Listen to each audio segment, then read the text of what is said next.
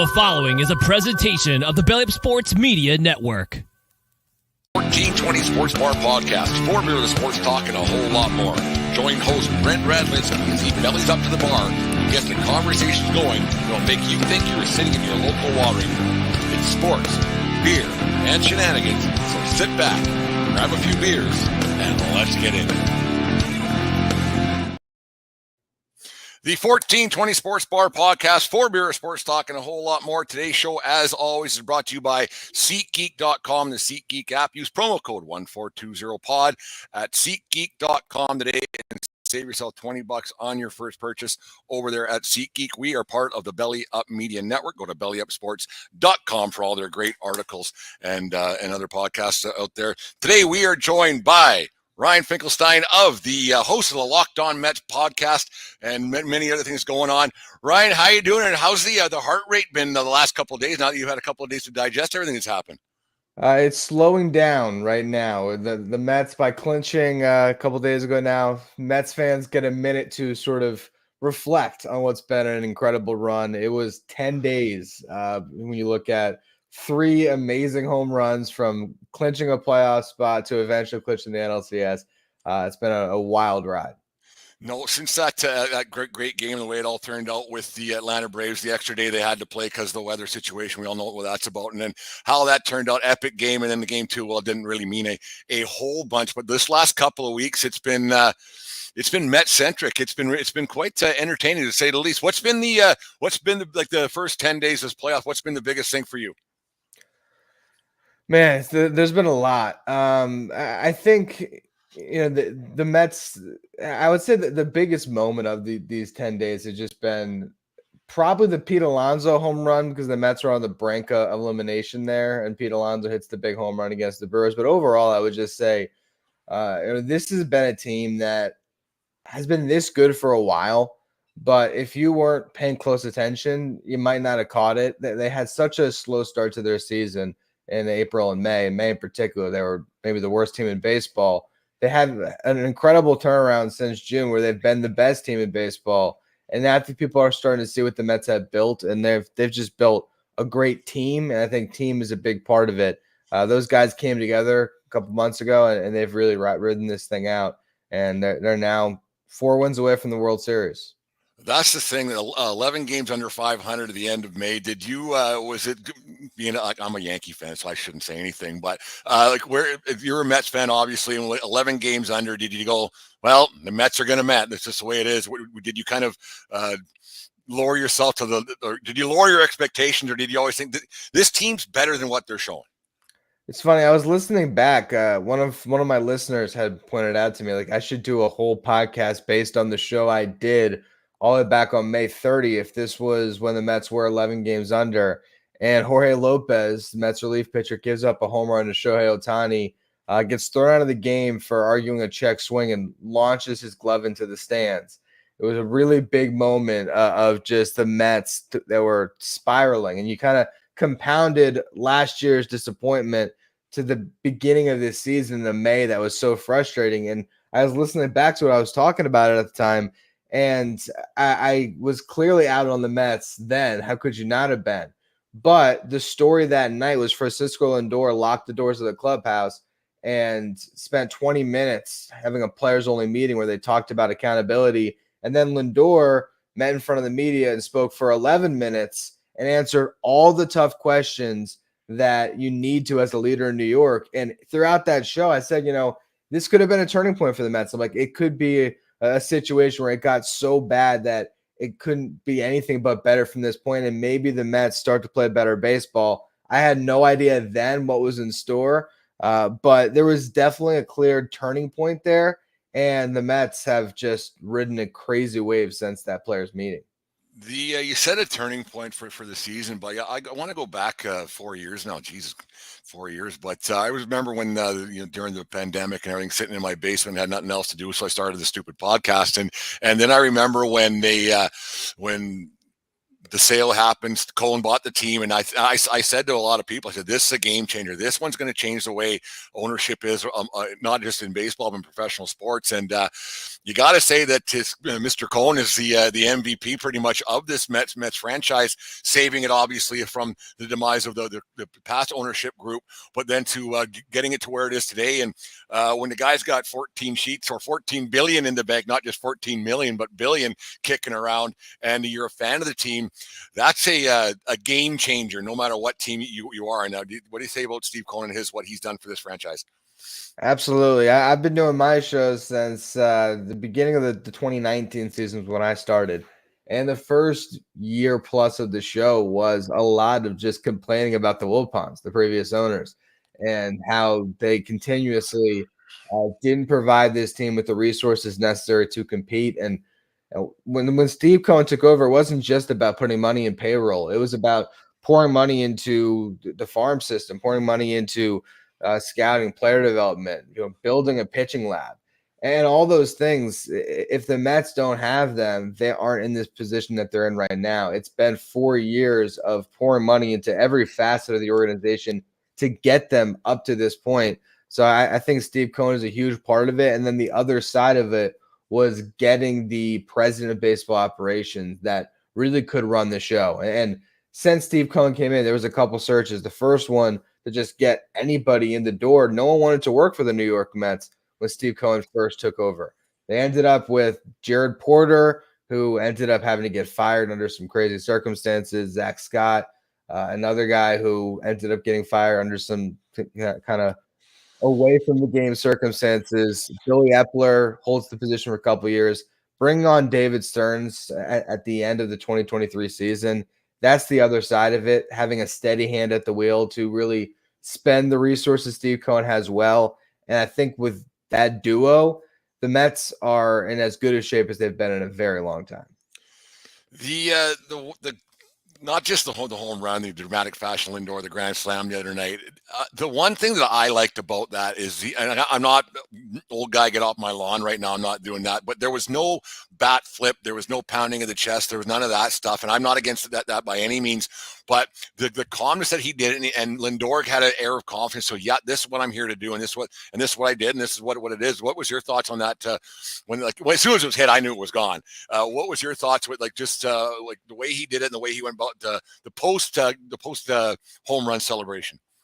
Yeah, during the season when Lindor had some big moments, we did see, Francisco Lindor roaring or, showing that emotion.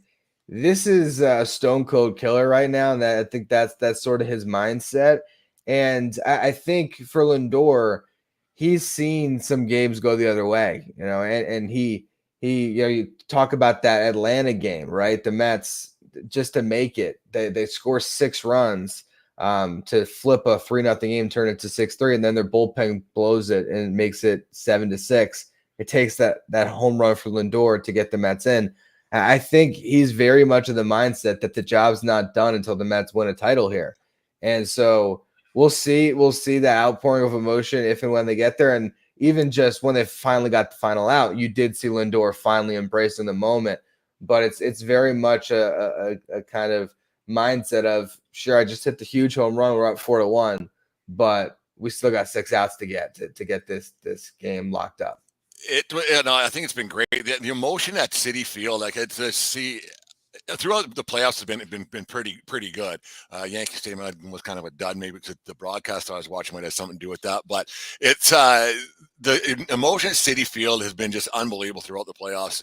What's your thoughts on Mets fans? And is New York City, is it slowly or surely turn into a Mets town, or what's going on there? I think it'll always have the Yankees side of it as well. But here's the thing, and I talked about this when they clinched the playoff berth. I said, you hope one day making the playoffs is not this big of a deal for the New York Mets, but it's going to also taste sweeter now than it ever might in the future, right? The fact that this franchise has gone through what it has and the lack of success, it makes each of these moments that much more special because it's so rare. A Yankees fan sees them get to the ALCS and it says, like, why do we celebrate that? It's just the ALCS. It's 27 championships. Like that's the mindset, and rightfully so. For a Mets fan, you haven't seen the NLCS since 2015, and before that it was 2000, and before that, so it's just how rare it is to get one of these seasons. I can make the argument that the Mets are on a better course where we might see them more frequently in the NLCS. But right now, you can't think about that. You just have to embrace the moment that you're in. And Mets fans are loving this team. And I will also say, I think part of it is what an iconic season it's been. I mean, there's been a lot of crazy, the OMG, the Grimace. There's been all these sort of side stories that have defined the New York Mets this year. And it's made it for one hell of a ride that's ended up now 4 wins away from the World Series. The best team in baseball since June, like you said, and everything, and the way it's gone on. And the Dodgers are the Dodgers. They haven't, you can kind of call them a dynasty, like how the Braves were back in the '90s, and they're like that. They haven't really done anything. And you got the Padres, who are just the Padres. They've been to the World Series twice, and their illustrious history, if you want to call it illustrious. Dare we say it that the New York Metropolitans are the favorites to go to the World Series out of the National League right now? I bet you when the betting odds come out that they won't be, but you got to feel like the Mets can beat anybody at this point. I think going into this series, the Mets have crazy momentum. That's clear. And if they can win one game in wherever they play in California, they got to have the feeling that they go home for 3 games and they can maybe win all of them and advance early. So, yeah, I think the Mets are riding crazy momentum. I definitely think they can beat whatever team they face. The one thing I'll say is the Dodgers still have Shohei Ohtani and Mookie Betts. The Padres have one of the best bullpens that's still left here. They got Machado and Tatis. So I think whatever team they see is going to be a tough out, but I think the Mets are on a level playing field with whoever it is at this point. Pete Alonso's up for contract this year. Like he's kind of coming down. I don't think he's going anywhere. That's my own personal opinion. But and somebody flashed a whole bunch of money. You're not going to say no. But you guys also have the richest owner in professional sports, I guess. And Alonso's had a run like nobody's business lately. And I don't want to say it's his swan song. What can you say enough about? Can you say enough about Pete Alonso? Yeah, with Pete Alonso, it's been kind of 16 crazy months since the Mets fell off in 2023, and there was first talk of, do the Mets trade Pete Alonso? They haven't signed to a contract extension, and his name was always in the media, right? Well, now here you go. He has a rough season. The Mets are on the brink of getting eliminated, and he has the big home run, and I think that home run kept him in a Mets uniform. I'm not saying he definitely would have left if he didn't hit that home run in the wild card round, but I think now it's too tough of a pill to swallow for Mets fans and the owners of Mets fans, Steve Cohen, to see Pete walk after the moments he's had in October. Like I said, it was a little bit of a rough season. Pete struggled with runners in scoring position. His numbers are still generally there, but a guy that's typically 40 and 100 did not meet those benchmarks. Now he's been great so far in the playoffs. I think there might be some more big playoff moments ahead of him, and I do think that these moments in October are going to come up in these contract discussions, and these two sides will find a way to get it done. That's friends from the Back It Up Bench podcast. They have a secret sauce. They always think they can win. It's a powerful teammate. Momentum's a big thing when it comes to playoff baseball. When you got it between, because you don't really lose your skill level. If you're a good player, you're a good player. If you're a great player, you're a great player. It's between the ears. That's 7 inches between your ears that things go sideways a little bit. Do the Mets have that? You know what? We can't be beat. We're not a good team. We're a great team. Look out, we're coming through. They certainly have the momentum right now for sure, and I think momentum can only carry you so far. A 7-game series might be where that momentum could eventually start to slow. I think in a short series, that momentum really can be overpowering. But again, there's no reason to think that this team can't beat anyone, that they aren't on the same level with these other teams. I can tell you some of my concerns, but overall, I just think that they have 4 guys at their top of their lineup right now with Lindor, Mark Vientos, Brandon Nimmo, and Pete Alonso. They're all giving great at-bats. They have a lot of depth to this team. They're going to get even deeper with Jeff McNeil probably coming back for the NLCS. And then they have some pitchers who are really doing it. And no one would expect Jose Quintana to be one of the best pitchers in the playoffs, but that's what he has been. And that started in September. And really, you look at his last 20 starts of the regular season, he had a sub-3 ERA. So, again, this is a team where if you weren't paying attention, they might have come and surprised you a little bit. But for those of us who've been watching since June, they're just doing what they have for 4+ months. They've just been a really good team. It's interesting to see the Mets going how they've been going. It's because they like we've talked about that a little bit already with them being the little brother of the Yankees. Is it too early? Once again, is it too early to be thinking about a? Because I don't think the Yankees are all that great. They don't hit it very well right now. But is it too early to call a Subway Series? They're both in the CS right now. They got good a chance to anybody. I think so. I think they have a really good shot, and I mean, particularly the Yankees. I mean, they're going to go up against the team, whoever it is, Guardians or Tigers, that clearly doesn't have the star power that the Yankees do. Now, they might go up against teams that have better pitching overall, but I think the Yankees have a pretty good shot. I think the Yankees are going to be considered pretty overwhelming favorites in that potential series, probably even more so than whoever, even if it's the Dodgers versus the Mets, right? I think the Yankees are going to be bigger favorites there. So, yeah, I think it's right there. We could definitely see it. And then that sets up a whole crazy subplot because the biggest story as soon as the final out of the World Series is going to be where does Juan Soto play? So, that sets up. I've already been thinking about like, how does that work? If Juan Soto is on the Yankees and they lose the World Series to the Mets, can he jump sides? Is that whole Kevin Durant type moment? But in baseball, we'll see. I don't want to get too far ahead of myself, but yeah, if you're looking at the potential matchups, Yankees Mets is right there, and I'll tell you what, Major League Baseball could not be any more happy other than to get Yankees Mets in the World Series. I think Yankees Mets or Yankees Dodgers, Major League Baseball is going to be thrilled with the markets that they're going to get. Yeah, anybody but Cleveland. Like I hate to say it, but Cleveland, Detroit, not very sexy picks for the national audience or up here in Canada where I am. It'd be like, I'm good. I'll watch hockey. Even San Diego. I mean, San Diego's better than Cleveland and Detroit, but they're rooting for the Dodgers tonight. They'd like the Dodgers to make it because the Ohtani factor, just that alone, and then the Dodgers. And if it was Dodgers, Yankees, or Dodgers, Mets, it would be definitely a thing. Game 2. Let's take you back there. Game 2 against the Phillies. Diaz goes in the 8th. Were you thinking, what the heck is going on here? How's he going to get 6 outs? And he didn't. But was there any thought in your head in that? We're like, what are we doing here? I look at the Mets bullpen, and that's the Achilles heel of this team. And so I think that they made the right call going to Diaz in some of those situations, and you're going to have to rely on other guys to get the final outs at times. I think they're more so. I watched like the clincher against the Phillies, and David Peterson's at 18 pitches through a couple innings. I'm like, let's just see David Peterson close the door. I think the Mets are riding Edwin Diaz a little bit too hard in general. Where they're asking them to get 6 outs and stuff like that almost anytime it takes the ball. That's a little bit too much. Other guys are going to have to step up, but you're right what works for you. So at this point, I think they're going to keep on relying on Edwin Diaz because they don't have a lot of other options.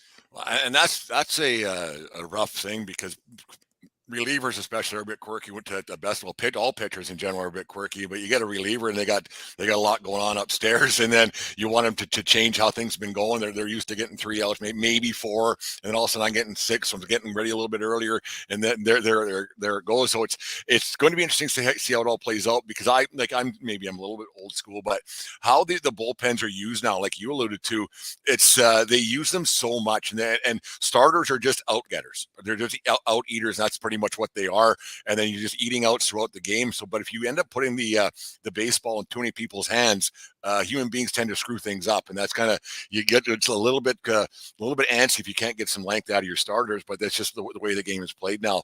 I think the Mets have their fan base. They must be just going absolutely crazy right now and thinking, we're going to do this. It's been 86 a long time ago. I was 12 years old in 86, and I was just a young fledgling baseball guy. There's got to be a confidence level just with the fan base as well. There has to be. Yeah, I think so. And you're in that perfect point for any team like this where you can get eliminated here, and it was an amazing season. So you're playing with house money. But you still have that ultimate goal, and you still believe that they're going to get the job done. They feel like a team of destiny right now.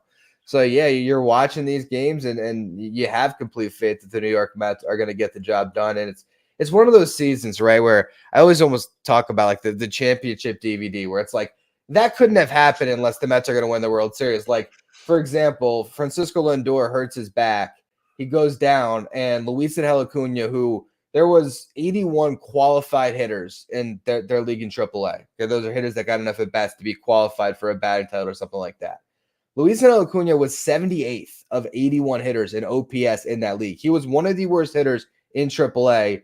He comes up to the big leagues. He becomes the Mets starting shortstop with Lindor out and hits, like, was it 2-3 home runs? Was unbelievable. Played great defense. The Mets went 6-1 without Lindor in the second to last week of the season to put themselves in position to even clinch. So there's moments like that throughout the year where the Mets have gotten these victories where it's like that couldn't have happened unless this team is destined for something more. I don't know if it is ultimately going to end in a title, but I'll tell you one thing. I feel really good about their chances to at least get there. I feel like they're going to win the NLCS and at least get to the World Series. The championship DVDs. That's funny. I used to have all the time. It's funny how you mentioned that. And like you said, right? Like when your team has a chance to win a World Series, if you're a baseball guy, there's something about winning a World Series compared to the other major sports. But when your team had, because it's such a grind, 162, how many months, and if you go to spring training, and when your team has a chance to do it, there's no better feeling. And when the way you watch a game is just different, and the way your game day gets taken over. I know you're really busy with your podcast, so you got to watch it in a different light and writing for everything. So it's a little bit different way of watching for you. But when your team's got a chance to pull it off, there's no better feeling, because like the game day, you're thinking about it a lot more, and what the matchup's going to be, and then you're chewing your fingernails down to your knuckles when the game is on. Is that kind of how you watch the game a little bit now? I know you have your job to do as well, but on the fan side of things, when you watch a game, are you fully engrossed in it? Absolutely. And I'll tell you, the last series was sort of refreshing because it felt like the Mets were staring down the barrel of elimination so much from the final week of the regular season to that doubleheader against the Braves to then the wild card round, where I mean they were 3 outs away. They were trailing 2-0 to the Brewers, and you had one of the best closers in baseball in Devin Williams on the mound, and that is as terrified as I was as a Mets fan that this season was going to end, because I have been in it since May 12th. I've done a podcast about this team every single day. So to think about the prospect of that ending, it was a scary thought. And Pete Alonso came through with the big home run and sort of extended things. Now you almost feel a little bit, you're a little more at ease watching these games, knowing that there's now a 7-game series. You got to lose 3 times before you're out of it.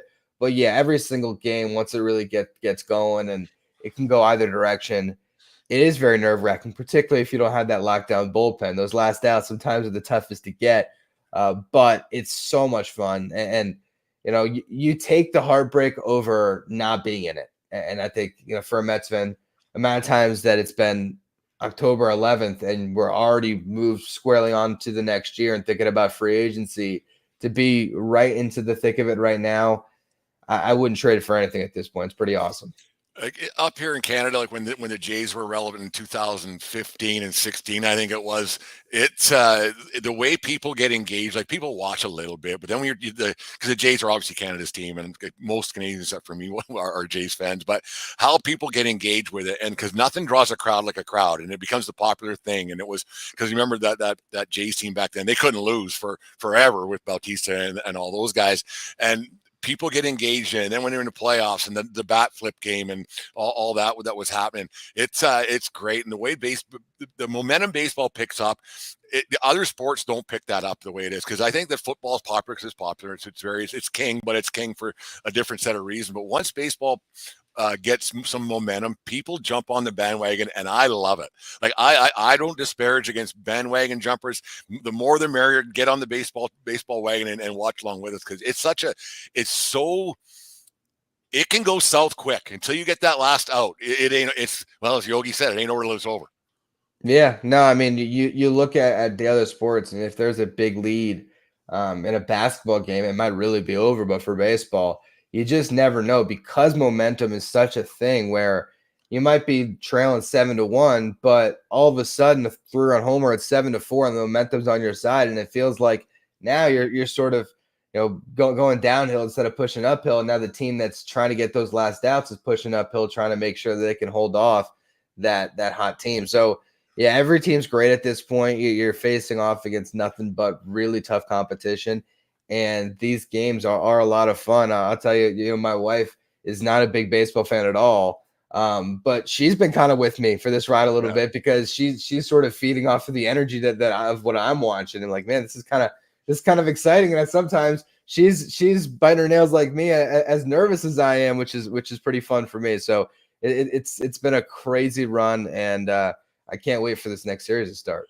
Let's move on. Let's go on to the 2 game 5s remaining for the DS with the National League and the American League. Who do you got tonight with the Dodgers and the Padres? And then who do you got with the Cleveland and Detroit for tomorrow night? It's tough. For the Dodgers and Padres, it sort of felt like the Padres should make it for a while, just based on how well they finished the season. With that said, I feel like they should have got game 4 and game 5. There's something about being in LA, Shohei Ohtani, Mookie Betts.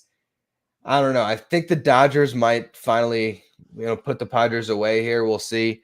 I think the Dodgers are my pick. And then on the American League side, I'm going to go with the team that's got the best pitcher, right? Especially when it's a pitcher that's the best in baseball, right? And that's Tarik Skubal.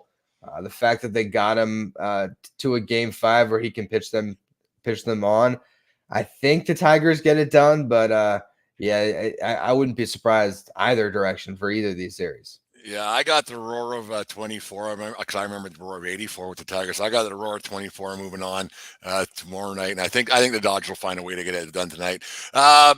Mets versus whoever. Mets going to the World Series.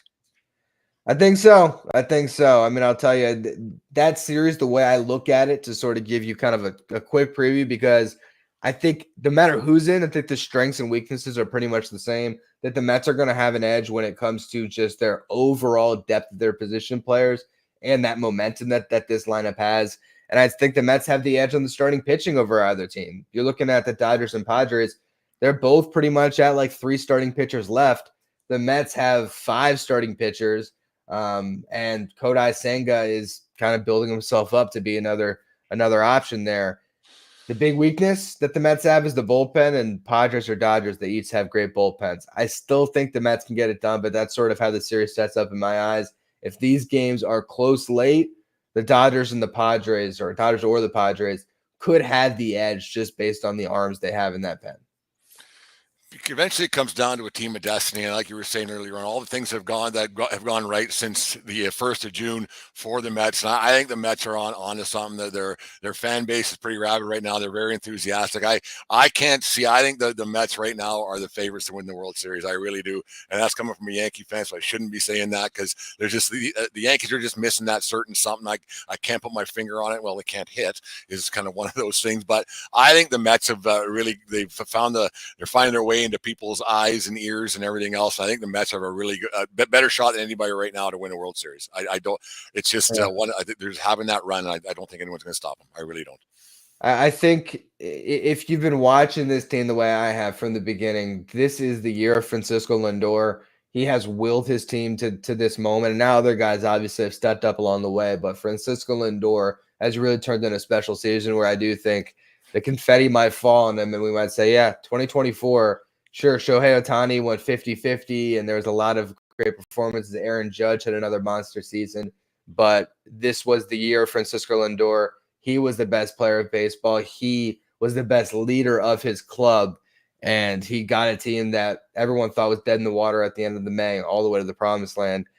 It does feel like the Mets might be that team of destiny, but as a fan, I gotta reserve myself until I see it happen. 8 wins still have to come in, and I'm looking forward to watching all these games. 8 big wins. There's a couple teams that are 8 wins away. There's a couple teams that are nine wins away, but it should be interesting to see how it all turns out. Ryan, tell everybody where we can hear your stuff and go from there. Yeah, you can find Locked On Mets wherever you get your podcasts and on YouTube. And also I do writing for justbaseball.com. We're covering all teams throughout the playoffs here. So check out the great written work we have over there at justbaseball.com as well. Ryan, thanks for joining us this afternoon. And dare I say it, let's go Mets. Let's go. Let's go Mets. Let's go. You can say it, so no big deal. Okay, thanks a lot, Ryan. We'll talk again soon. Cheers, man. You just listened to the 1420 Sports Bar Podcast. For Beer with Sports Talk and a whole lot more. We are part of the Belly Up Media Network. Let's get into it.